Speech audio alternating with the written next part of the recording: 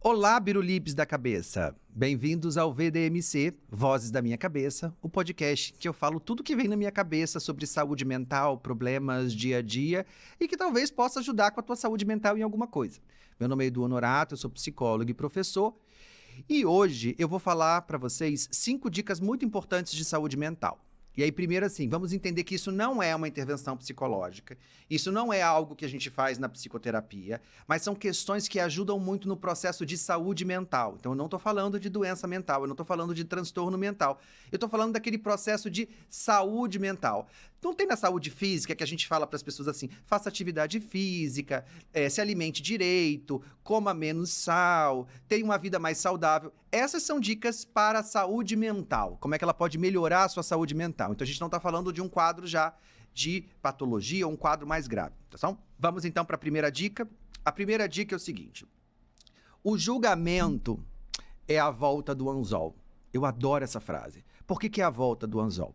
Quando você julga demais as pessoas, critica, comenta, fala, aponta defeitos, aponta erro, e eu sei que você faz isso, porque todo mundo faz. Eu também faço. Você olha, você julga, você critica, você valoriza. Então, assim, é um comportamento que todo mundo tem. Só que quanto mais você faz isso, pior é para você. Porque mais você começa a se julgar e a se criticar e a questionar algumas coisas. Você cria uma rigidez cognitiva, uma rigidez de julgamento que volta para você também. Eu sei que é difícil não julgar, não comentar, não fazer valores ou não pensar algumas questões, mas entenda que quanto mais você for leve, quanto mais você for ameno com julgamentos, menos crítico, sabe aquela pessoa que é crítica, que é rancorosa, que é amargurada, que fala mal de todo mundo? Ela também vai ser assim com ela mesma. Então, assim, é uma dica que ajuda. Quanto menos você for julgar os outros, menos você vai sofrer com isso, porque senão você vai se julgar e se cobrar mais. Eu tenho uma fala que é muito interessante, que até jogaram contra mim essa semana, de volta, que eu digo o seguinte: vou falar para vocês sobre como é que eu faço isso, e é uma experiência minha. Toda vez que eu passo por alguma situação e que eu começo a me culpar, me punir ou criticar, por exemplo, eu fiquei assistindo esse podcast na televisão e reclamando horas e horas sobre um monte de coisa. Eu sempre paro e penso assim: se a Bárbara me ligasse para contar isso, como é que eu reagiria? Bárbara é uma grande amiga minha. Ou seja, eu vou lidar com as minhas questões da mesma maneira que eu lidaria se fosse com a Bárbara. Então eu seria mais ameno, mais calmo, mais acolhedor. E eu preciso ser mais acolhedor comigo. E é isso, a gente só consegue fazer quando você não está exercendo demais essa questão de julgamentos. Diminua o julgamento das pessoas que você vai entender o que eu estou falando. Julgue menos para se julgar menos. Agora a gente vai para a dica número 2. Bagunçar para arrumar.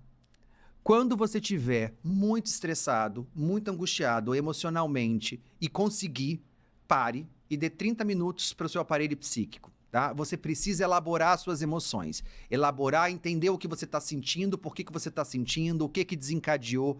E para fazer isso, uma dica que eu dou é bagunçar para arrumar. Então, assim, eu faço isso com o meu armário. Tiro todas as roupas e resolvo arrumar todas elas. Esse processo, na verdade, de tirar e arrumar, te dá espaço, te dá tempo para emocionalmente conseguir elaborar suas questões. Aquele momento que você para ali 30 minutos e que você está fazendo um exercício mecânico, você consegue pensar como você está sentindo, porque a nossa vida é muito agitada, a nossa vida é muito caótica, é trânsito, é ônibus, é engarrafamento, é estresse, é menino na escola, é problema, é fumaça. A gente não tem tempo para elaborar nossas emoções. Então, quando estiver muito mal emocionalmente, estressado, né, você bagunça o teu armário. Esses dias eu tenho um monte de cacareco, né? Cacareco. Isso aqui é tudo bijuteria cacareco, né?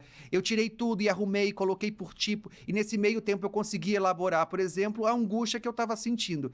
É só isso. Bagunce para arrumar. A dica número 3 é: aprenda a reconhecer os seus gatilhos e anote eles.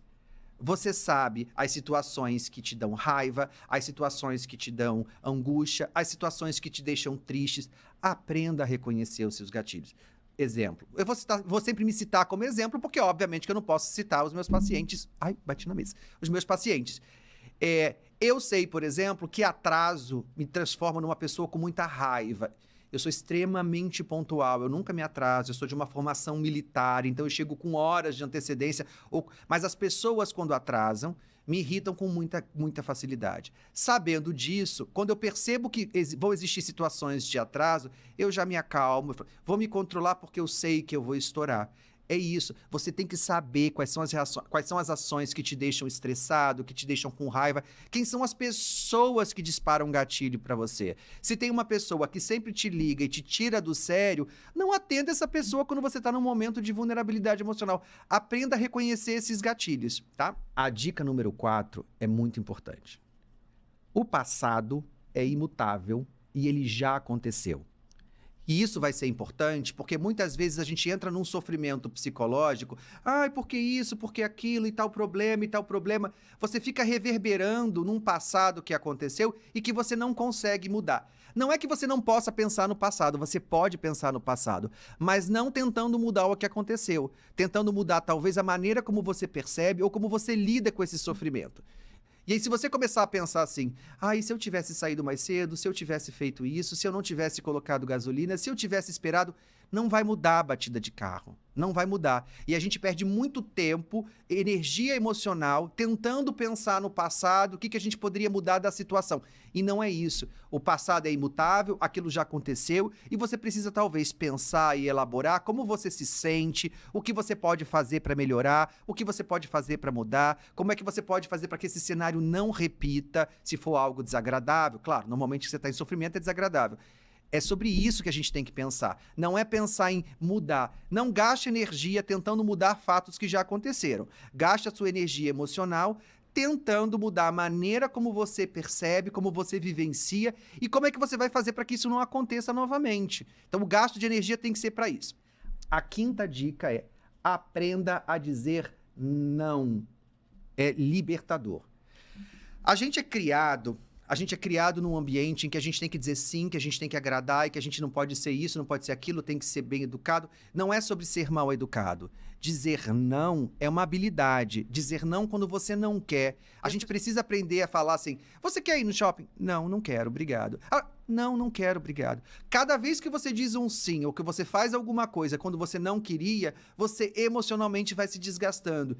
E é difícil dizer não. É que nem andar de bicicleta. Você tem que aprender. E se você não praticar, você não vai conseguir. Quando não quiser, diga não. Agora vem a coisa.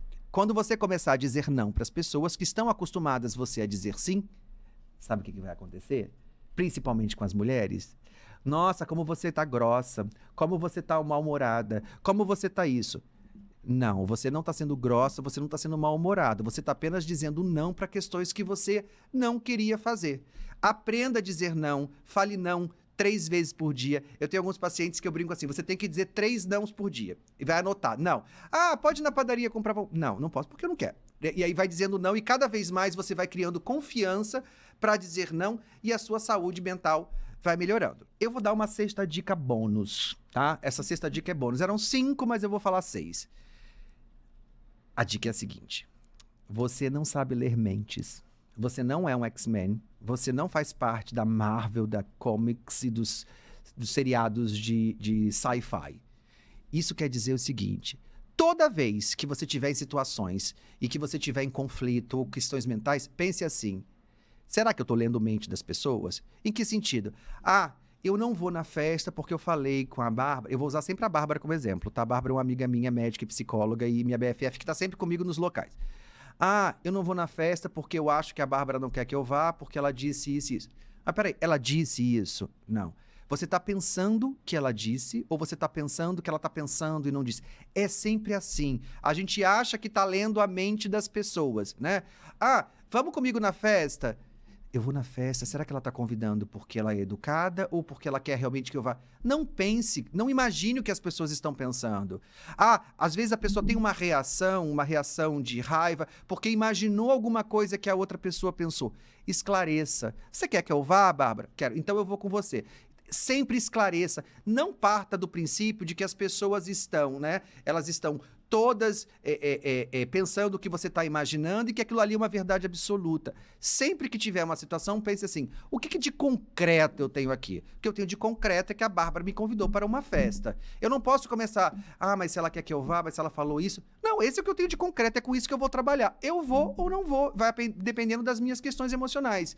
Grande parte dos nossos conflitos, e aí a gente está falando de questões de casal também, não vou entrar nesse mérito agora, num outro episódio talvez eu fale sobre relacionamentos e casais. Mas grande parte dos conflitos dos casais vem pela questão da falta de comunicação. A psicoterapia de casal tem muito dessa questão de comunicação, de ensinar as pessoas a se comunicarem e principalmente a não ler mente. Lembra sempre disso, tá? Você não é X-Men, você não é da Marvel, da Comics, você não faz parte de um seriado de ficção científica e você não consegue ler mentes. Bom, esse é o episódio de hoje. Se você gostou, curte, dá like, dá coração, compartilha, comenta, faz comentário no YouTube, bota no Instagram, me manda, faz tudo o que você quiser. E se você puder também, participe colaborando no www.vdmc.com.br. VDMC é a sigla de Vozes da Minha Cabeça. Imagem maravilhosa aqui com a minha cara muito estranha, mas é um podcast que é independente, né? Independente sou eu. E nesse site, o vdmc.com.br, você tem lá o link do Apoia-se, que você pode clicar e contribuir a partir de R$10. E também tem o link para o Spotify e para o YouTube. Então, se você perdeu alguma coisa, pode clicar ali que você acessa muito fácil. Obrigado a todo mundo que está apoiando, que está escutando, que está compartilhando. Eu achei que somente a minha família ia assistir. E pasmem, né? Eu tive algumas surpresas nos primeiros episódios. A gente está melhorando, estou mexendo em algumas coisas, aprendendo, mas a ideia vai ser sempre essa, compartilhar a saúde mental. De novo, não são dicas de psicoterapia, são dicas de saúde mental para quem está bem e pode melhorar a sua saúde mental. É que nem quando a gente fala, faça atividade física, não coma sal, pratique exercícios, beba muita água. Essas dicas são para isso. Espero que vocês tenham gostado e a gente se vê no próximo episódio.